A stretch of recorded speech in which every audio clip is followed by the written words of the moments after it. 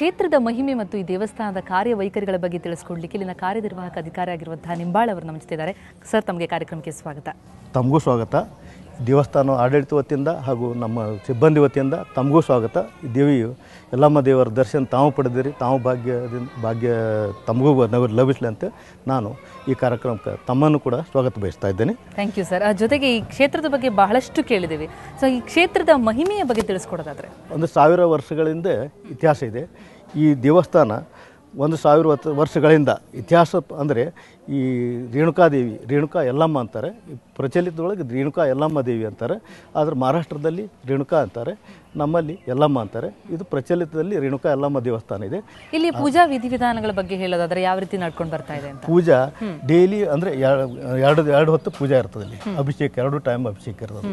ಬೆಳಗ್ಗೆ 4ರಿಂದ 6:30, ಸಾಯಂಕಾಲ 4ರಿಂದ 6:30, 4ರಿಂದ 5:30ವರೆಗೆ ಕ್ಲೀನ್ನೆಸ್ಸು, ಆಮೇಲೆ ಎಲ್ಲ ಅಲಂಕಾರ ಎಲ್ಲ ಕಳಚಿ ಅಭಿಷೇಕ ಮಾಡ್ತಾರೆ. ಆಮೇಲೆ 5:30ರಿಂದ 1 ಅವರ್ನೊಳಗೆ ಪೂಜಾ ವಿಧಾನಗಳನ್ನು ಅಭಿಷೇಕ ನೆರವೇರಿಸಿ ಇದು ದಿನನಿತ್ಯ ನಡೀತದೆ. ಆಮೇಲೆ ಯಾವುದೇ ಪ್ರತಿ ಹುಣ್ಣಿಮೆಗೆ, ಪ್ರತಿ ಅಮಾವಾಸ್ಯೆಗೆ ವಿಶೇಷ ಪೂಜೆಗಳು ಆಗ್ತದೆ. ಹುಣ್ಣಿಮೆಯ ಸಮಯದಲ್ಲಿ ಬಹಳ ಜನಜಾತ್ರೆ ನಡೆಯುತ್ತೆ ಅಂತ, ನೆರೆದಿರುತ್ತೆ ಇಲ್ಲಿ ಅಂತ ಅನ್ಸುತ್ತೆ. ಪ್ರತಿ ಹುಣ್ಣಿಮೆಗೆ ಜಾತ್ರೆ, ಪ್ರತಿ ಹುಣ್ಣಿಮೆಗೂ ಜಾತ್ರೆ ಇದ್ದಂಗೆ ಅದು 2 ಜಾತ್ರೆಗೆ, ಬನದ ಹುಣ್ಣಿಮೆ ಹಾಗೂ ಭಾರತ ಹುಣ್ಣಿಮೆ, ಆವಾಗ ಜಾತ್ರೆ, ಮೇನ್ ಜಾತ್ರೆ ನಮ್ಮಲ್ಲಿ ಮುಖ್ಯ ಜಾತ್ರೆ ಅವಾಗಿರ್ತದೆ. ಅದು ಲಕ್ಷಾಂತರ ಜನ ಬರ್ತಾರೆ ಅವಾಗ. ಸೊ ಆ ರೀತಿಯಲ್ಲಿ ನಡ್ಕೊಂಡು ಬರ್ತಾ ಇರೋದು ಇವತ್ತಿಗೂ ಮುಂದುವರೆದಿದೆ. ಇವತ್ತವರೆಗೆ ಮುಂದುವರೆದಿದೆ.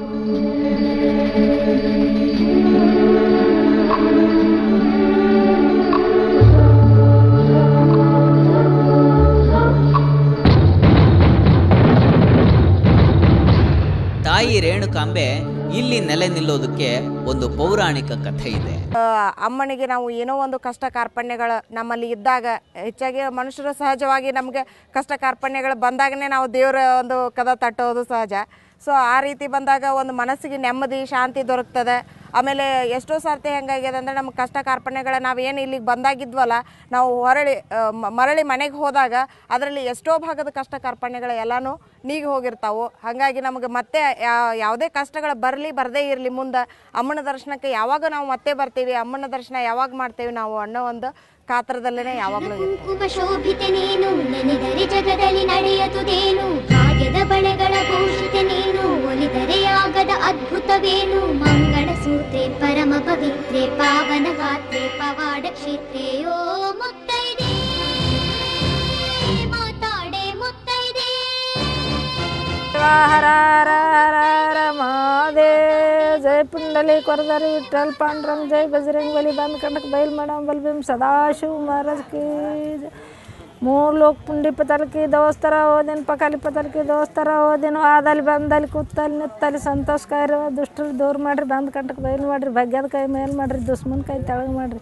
ಆಕಿನ ಪೂಜಾ ಮುಗು ಮಠ ಮಾತ್ರ ನಮಗೆ ಹೆಂಗೆ ಸೇವಾ ಮಾಡತ್ ಹೇಳ್ರಿ.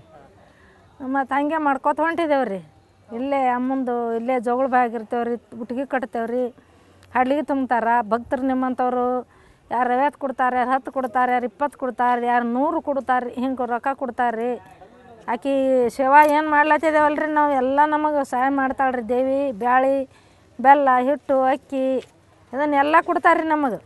ಅದನ್ನು ತೊಗೊಂಡು ನಾವು ಅಡುಗೆ ಮಾಡಿ ನಿವೇದಿ ಮಾಡಿ ಆಕಿ ಏನು ಹೇಳ್ತಾಳೆ ಅದನ್ನು ಮಾಡ್ತೇವೆ. ಇಲ್ಲಿ ನಿಮಗೆ ಮೇಲ್ಗಡೆ ಸಾಗಿದ್ರೆ ನಿಮಗೆ ಸಿಗುವಂಥದ್ದು ಸವದತ್ತಿಯ ಸುಂದರವಾದಂತಹ ದೃಶ್ಯ.